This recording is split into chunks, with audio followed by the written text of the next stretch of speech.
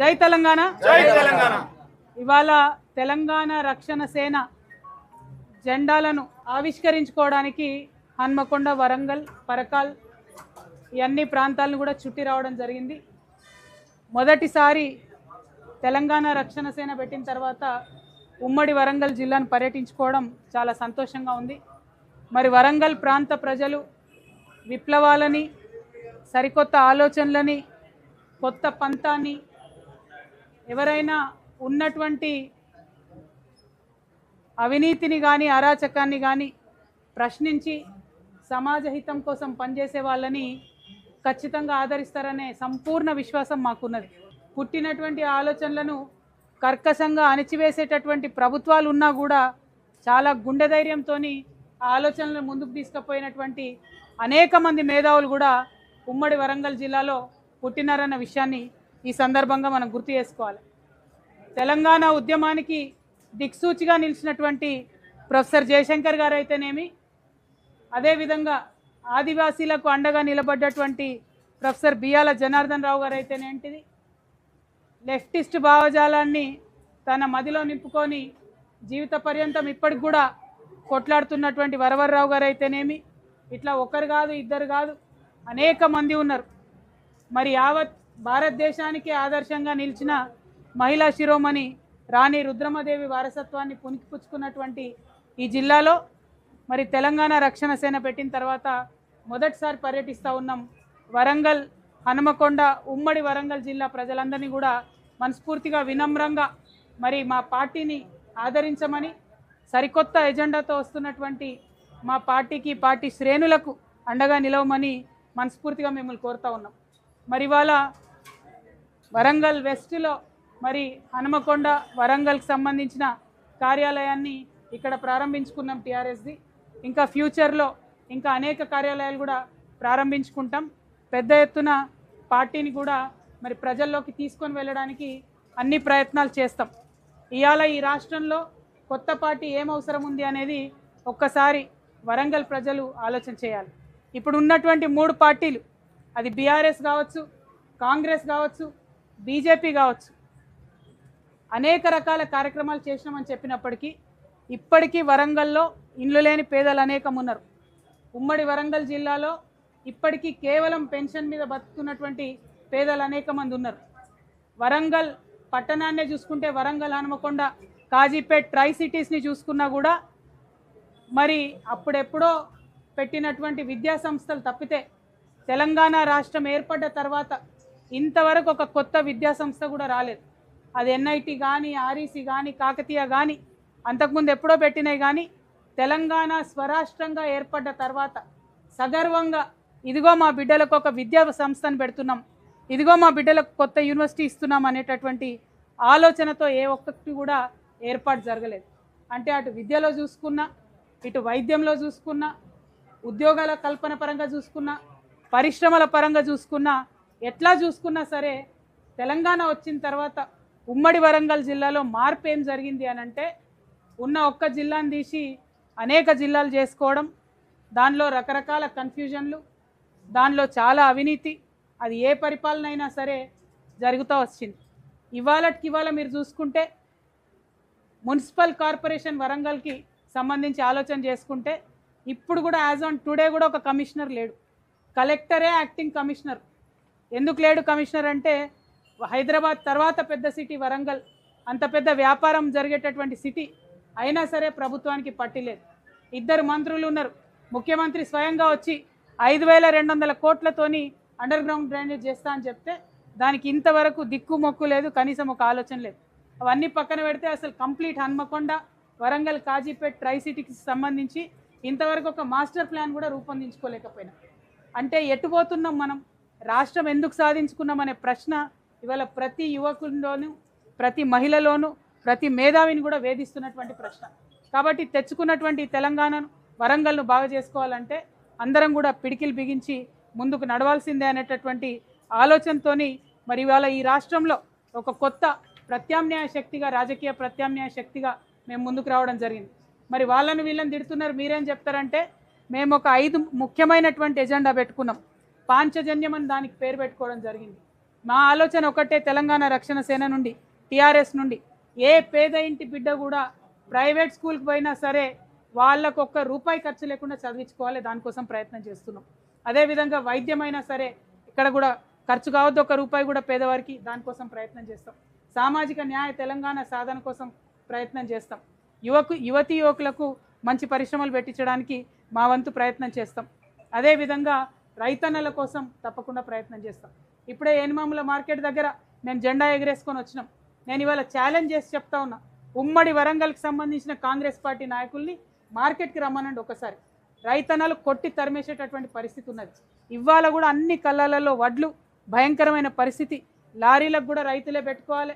Rice మిల్లర్ల దగ్గర దించుతామంటే ఒక పక్క మిల్లర్ల దోపిడీ, రాష్ట్రమంతా మిల్లర్లు దోసుకుంటున్నారంటే వరంగల్ జిల్లాలో మిల్లర్లను కూడా కాంగ్రెస్ ప్రభుత్వం దోసుకుంటుందట. దాంతోనే ఆ మిల్లర్లు దించుకున్నటువంటి పరిస్థితి. ఏ ఒక్క రంగంలో చూసినా కూడా ఇబ్బందికరమైన పరిస్థితి.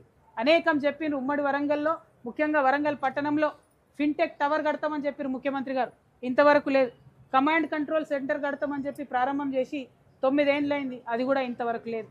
అన్నిటికన్నా కామెడీ ఏంటంటే ఎంజిఎం హాస్పిటల్, పేదవాళ్ళ హాస్పిటల్, దాదాపు 4500 ఓపీ ఉండేటటువంటి హాస్పిటల్, దానికి ఈ ప్రభుత్వం ఒక జోక్ అని చెప్పడానికి 3 సూపరింటెండెంట్లను నియమించారు.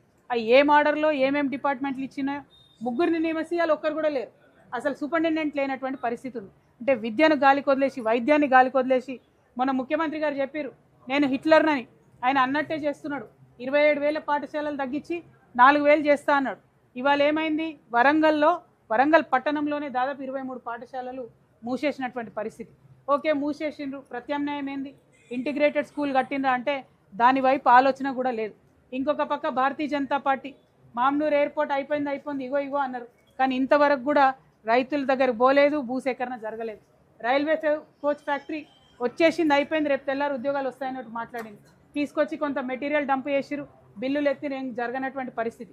సరే, ఆ కోచ్ ఫ్యాక్టరీ ఎప్పుడు ఫినిష్ అయినా కూడా 90% స్థానికులకే అందులో ఉద్యోగాలు ఇవ్వాలి. సేమ్ ఇటువంటి రైల్వే కోచ్ ఫ్యాక్టరీ పంజాబ్లో కట్టినప్పుడు అక్కడ బాజాప్తా జీవో తీసి స్థానికులకు 90% ఇచ్చిండు. ఖచ్చితంగా అది స్థానికులకే ఉద్యోగాలు ఇవ్వాలని కూడా మేము ఈ సందర్భంగా డిమాండ్ చేస్తూ ఉన్నాం. మరి అదేవిధంగా మనకు వర్షాకాలం వస్తుంది, భద్రకాళి చెరువులో రిపేర్స్ ఇంకా పూర్తి కాలేదు. మేము జనం బాటకు వచ్చినప్పుడు చెప్పినాం, భద్రకాళి చెరువులో అన్యాయంగా ప్రభుత్వమే కబ్జాలు పెట్టి నీళ్లు బయటకోకుండా వేస్తుందని, ఇంతవరకు కూడా అది పూర్తి కాలేదు. అదేవిధంగా పక్కనే ఉన్న బోంది వాగుకు సంబంధించి కూడా మరి లోతట్టి ప్రాంతాలు మునిగిపోయే పరిస్థితి ఉంటుంది. కాబట్టి వానాకాలం వచ్చింది, కలెక్టరే యాక్టింగ్ కమిషనర్ కాబట్టి కలెక్టర్ గారిని రిక్వెస్ట్ చేస్తూ ఉన్నాం, డిమాండ్ చేస్తూ ఉన్నాం, మీరు తక్షణమే ముంపుకు గురి కాకుండా ఆయా ప్రాంతాల్లో కేర్ తీసుకోవాలని కూడా మేము కోరుతూ ఉన్నాం. ఇక కాకతీయ యూనివర్సిటీ సంగతి చూసుకున్నట్టయితే ఉస్మానియా యూనివర్సిటీ మీదనేమో ముఖ్యమంత్రి గారు 1000 కోట్లు ఇస్తామన్నారు. సరే, ఇయ్యాలి, అక్కడ కూడా ఎగ్గొట్టింది, అది వేరే విషయం. కానీ కాకతీయ యూనివర్సిటీలో ఇప్పటి వరకు కూడా హాస్టల్ ఫెసిలిటీ లేకుండా ఆడపిల్లలు మగపిల్లలు బయట ఉండి చదువుకోవాల్సి వస్తుంది. కనీసం హాస్టల్ కోసం అన్న డబ్బు శాంక్షన్ చేస్తే బాగుంటుంది. ఇంతవరకు రిక్రూట్మెంట్ జరగడం లేదు, కొత్త లెక్చరర్లు లేరు. ఇబ్బందికరమైనటువంటి పరిస్థితుల్లో కాకతీయ యూనివర్సిటీ ప్రతిష్టను మసకబార్చేటటువంటి ప్రయత్నాలు జరుగుతున్నాయి. ప్రభుత్వం శ్రద్ధ పెట్టాలని చెప్పి నేను డిమాండ్ చేస్తూ ఉన్నాను. ఇక అంతేకాకుండా మరి టెక్స్టైల్ పార్క్ అని కట్టడం జరిగింది. ఆ టెక్స్టైల్ పార్కుని ఇప్పుడు మొత్తం వీళ్ళు రియల్ ఎస్టేట్ లేఅవుట్ చేసి అమ్ముకునే ప్రయత్నం చేస్తున్నారు. అది కరెక్ట్ కాదు. ఆ టెక్స్టైల్ పార్క్లో ఇబ్బంది ఉంటే పరిశ్రమలు తీసుకురావాలి. ఏమైనా పరిశ్రమలు వెళ్ళిపోతే కన్విన్స్ చేసి ఎక్కువ పరిశ్రమలు తీసుకురావాలి. కానీ అలొకేట్ చేసినటువంటి 2,400 కోట్ల 2,400 ఎకరాల భూమిని లేఅవుట్ చేసి అమ్మాలని చూడడం మాత్రం కరెక్ట్ కాదు. దీని మీద ముఖ్యమంత్రి గారు తక్షణమే శ్రద్ధ పెట్టాలని కూడా నేను డిమాండ్ చేస్తూ ఉన్నాను. మరి దాంతోపాటు అనేకమైనటువంటి అంశాలు, తాగునీరుకు సంబంధించి వరంగల్ పట్టణంలో దేవాదుల 3rd లిఫ్ట్ మరి ఆన్ చేసి తాగునీరు తీసుకురావాల్సి ఉండే, అది కూడా ఇంతవరకు లేదు. ఈసారి కూడా తాగునీటి విషయంలో బాగా ఇబ్బంది జరిగింది. సో అల్టిమేట్గా ఎక్కడ చూసినా కూడా పరిపాలన పడకేసింది కంప్లీట్గా, అవినీతి మాత్రం పడగలెత్తుతూ ఉన్నది. ఒక చిన్న ఎగ్జాంపుల్ చెప్పాలి, నేను డైరెక్ట్ అలిగేషన్ చేస్తున్నా. చీఫ్ మినిస్టర్ గారి ఆఫీస్ నుంచి వారి నుంచి వచ్చినటువంటి ఇన్స్ట్రక్షన్తో ఏది ఖమ్మంలో సీతమ్మ సాగర్ ప్రాజెక్ట్ అని ఉంటుంది, దాని బ్యాక్ వాటర్ నుంచి ఒక 20 కిలోమీటర్ల వెనుకకు ఇసుక మేట వేసిందని చెప్పి అక్కడ ఇసుక తీయాలనేటటువంటి ఆలోచన ప్రభుత్వం చేసింది. దాన్ని ఈ ఉమ్మడి వరంగల్ జిల్లాకు ఇన్ఛార్జ్ మినిస్టర్ ఉన్న పొంగులేటి శ్రీనివాసరెడ్డి గారు, ఈ జిల్లా బిడ్డ అయినటువంటి ఉమ్మడి వరంగల్ జిల్లా ఇప్పుడు ములుగు జిల్లా బిడ్డ అయినటువంటి ఒక మంత్రి గారు మరి వారిద్దరు కూడా కలిసి ఆ వెనుక ప్రాంతం ఏదైతే ఉంటుందో సీతమ్మ సాగర్ వెనకాల దాదాపు 70 కిలోమీటర్ల గోదావరిని కంప్లీట్గా ఇసుక కోసం ఓపెన్ చేయడం జరిగింది. ఆ 70 కిలోమీటర్ల ఇసుకని ఏదైతే వీళ్ళు దోపిడీ చేస్తూ ఉన్నారో అది వేల కోట్లకు పోతా ఉన్నది. దానివల్ల గోదావరికి గర్భశోకం తప్ప ఇంకోటి లేదు. నేషనల్ గ్రీన్ ట్రిబ్యునల్లో అక్కడ ఉన్నటువంటి ఆదివాసీలు కేసు వేసినారు, అయినా సరే బేఖాతరు చేసి కంప్లీట్గా ఇసుక దోపిడీ చేస్తూ ఉన్నారు. ఇది నేను డైరెక్ట్ అలిగేషన్ చేస్తున్నా. చీఫ్ మినిస్టర్ గారి ఆధ్వర్యంలోనే ఈ ఇద్దరు మంత్రులు కూడా మరి ఆ వేల కోట్ల దోపిడీకి పాల్పడుతూ ఉన్నారు. కాబట్టి దాన్ని ఇమీడియట్గా కంట్రోల్ చేయాలి. దాని విషయం ఏందన్నది పబ్లిక్లో క్లారిటీగా చెప్పాలని కూడా నేను డిమాండ్ చేస్తున్నాను. మరి వరంగల్ అంటే ఉద్యమాలకు పెట్టింది పేరు, కొత్తదనానికి పెట్టింది పేరు. కాబట్టి మా కొత్త పార్టీని తప్పకుండా ఆదరిస్తారని కూడా నేను మనస్ఫూర్తిగా కోరుతా ఉన్నాను.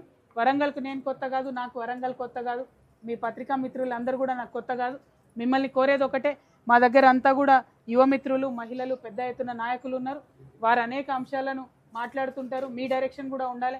ఎందుకంటే పొలిటీషియన్స్, ప్రెస్ కలిసి సమాజానికి మంచి చేయాల్సినటువంటి సందర్భం వచ్చింది.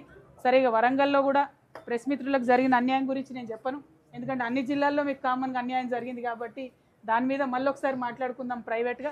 బట్ అల్టిమేట్గా మా నాయకుల్ని అంతా యువతరం కొత్త వాళ్ళు కాబట్టి వారందరికీ కూడా ప్రెస్ మిత్రులు మద్దతు ఇవ్వాలని చెప్పి, ఏమన్నా మీ దృష్టికి వచ్చినటువంటి అంశాలు ఉంటే మా వారికి దృష్టికి తీసుకొస్తే ప్రతిపక్షంగా మేము పోరాటాలు కూడా చేస్తాం.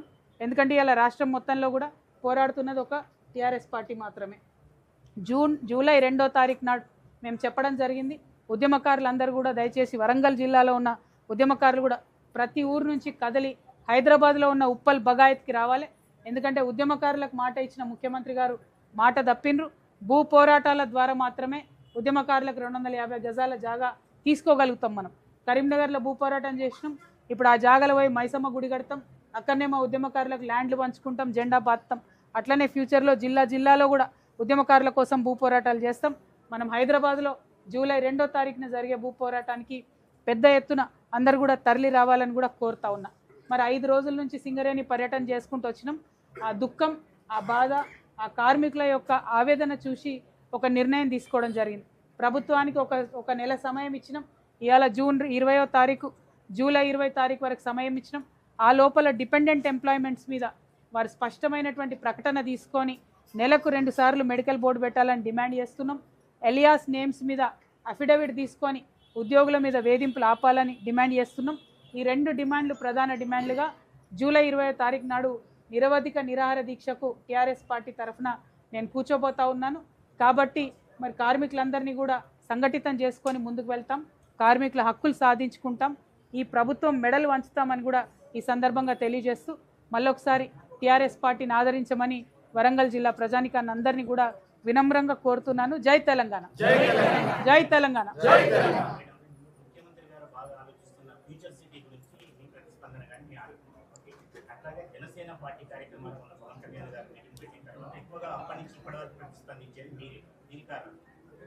అంటే ఫ్యూచర్ సిటీ అనేది కేవలం అదొక రియల్ ఎస్టేట్ సిటీ అండి. ఫ్యూచర్ సిటీ పేరుతోని హైదరాబాద్ సిటీలో జరగాల్సినటువంటి అనేక అభివృద్ధి పనులను వారు ఫ్యూచర్ సిటీ వైపు మరలిస్తూ ఉన్నారు. ఓకే, ఒకవేళ ఫ్యూచర్ సిటీ కరెక్ట్గా ఉండి అక్కడ ప్రజలకు ఏమన్నా భాగస్వామ్యం దొరికినా కూడా, అక్కడ ఇండస్ట్రీలలో స్థానికులకు ఉద్యోగాలు వచ్చినా కూడా, అక్కడ జరిగేటటువంటి డెవలప్మెంట్లో ఫ్యూచర్ సిటీలో వాళ్ళు విలీనం చేసిన గ్రామస్తులకు లాభం జరిగితే మాకు అభ్యంతరం లేదు. కానీ క్లియర్ పాలసీ చెప్పడం లేదు గవర్నమెంట్. మూసీలో అయినా, మూసీ రివర్ ఫ్రంట్లో అయినా, ఫ్యూచర్ సిటీలో అయినా రియల్ ఎస్టేట్ వాళ్ళతో, వ్యాపారవేత్తలతో ప్రభుత్వం మీటింగ్ పెడుతుంది తప్పితే అసలు ప్రజలతో మీటింగ్ పెడతలేదు. ఎవరో ఎఫెక్ట్ అవుతున్నారో వాళ్ళు పెడతలేదు. స్టేటస్ కో ఆర్డర్స్ ఉన్నాయి కోర్టు నుంచి ఫ్యూచర్ సిటీలో భూములు తీసుకోవద్దని, దాన్ని కూడా బేఖాతరు చేసి డైరెక్ట్గా వెళ్ళి ఆక్యుపై చేసుకుంటున్నారు. గ్రీన్ ఫీల్డ్ రోడ్ అనేస్తున్నారు, పర్మిషన్ లేదు, భూములు లాక్కోవడానికి లేదని కోర్టు ఇచ్చినా కూడా కోర్టు ఆర్డర్ని కూడా బేఖాతరు చేసి దౌర్జన్యం చేస్తూ ఉన్నారు. సో ప్రతి చోట దౌర్జన్యం చేయడమే పనిగా కాంగ్రెస్ పార్టీ ప్రభుత్వం ప్రయత్నిస్తూ ఉంది. కాబట్టి ఒక బలమైన ప్రతిపక్షం కావాలి. డెఫినెట్గా ఫ్యూచర్ సిటీలో కూడా రైతులు మమ్మల్ని కలిసి మాట్లాడినారు, వారి పోరాటానికి కూడా మా మద్దతు ఉంటుంది. పవన్ కళ్యాణ్ గారి విషయంలో నేను ఇంతకుముందు అదే చెప్పాను, మళ్ళీ కూడా చెప్తున్నాను. రావచ్చు, పోవచ్చు, సినిమాలు తీసుకోవచ్చు, సినిమాలు రిలీజ్ చేసుకోవచ్చు. ఆ సినిమాలు మేము చూసి మీరు వేసే స్టెప్పులకు మేము కూడా చప్పట్లు కొట్టవచ్చు. మా నైజాములో అన్నిటికన్నా పెద్ద కలెక్షన్ వస్తుంది మీకు. అంటే బేసికలీ సినిమా ఇండస్ట్రీ బతికేదే మన తెలంగాణ ప్రజల ఓట్లతో. తెలంగాణ యువకులకు కూడా నేను ఒకటే మాట చెప్తాను, ఆయన ఒక సినిమా యాక్టరు, ఆయన మనకు ఒక ఎంటర్టైన్మెంట్ ఫ్యాక్టరు. అక్కడి వరకు మీకు అభిమానం ఉంటే హ్యాపీ, సంతోషం. బట్ ఆయనకు మన రీజియన్కి సంబంధం లేదు. ఆయన ఆంధ్ర ప్రాంతానికి సంబంధించిన డిప్యూటీ చీఫ్ మినిస్టర్, అక్కడ అధికారంలో ఉన్నాడు. ఆయన ఆంధ్ర వ్యక్తి. ఆయన మన తెలంగాణ రాష్ట్రం ఏర్పడ్డప్పుడు 11 రోజులు, ఎవరైనా ఇంట్లో మనిషి చచ్చిపోతే ఎట్లయితే 11 రోజులు బాధపడతామో, ఆయన 11 రోజులు అన్నం తినకుండా తెలంగాణ రాష్ట్రం కోసం బాధపడ్డా అని చెప్తున్నాడు. సో నేను మా యువ మిత్రులందరినీ, మా యువతులందరినీ, పవన్ కళ్యాణ్ గారి అభిమానులందరినీ ఒకటే కోరుతా ఉన్నా, ఆయన అక్కడ రాజకీయం చేసుకొని ఇక్కడ సినిమాలు తీసుకుంటే ఎవరికేం అభ్యంతరం లేదు.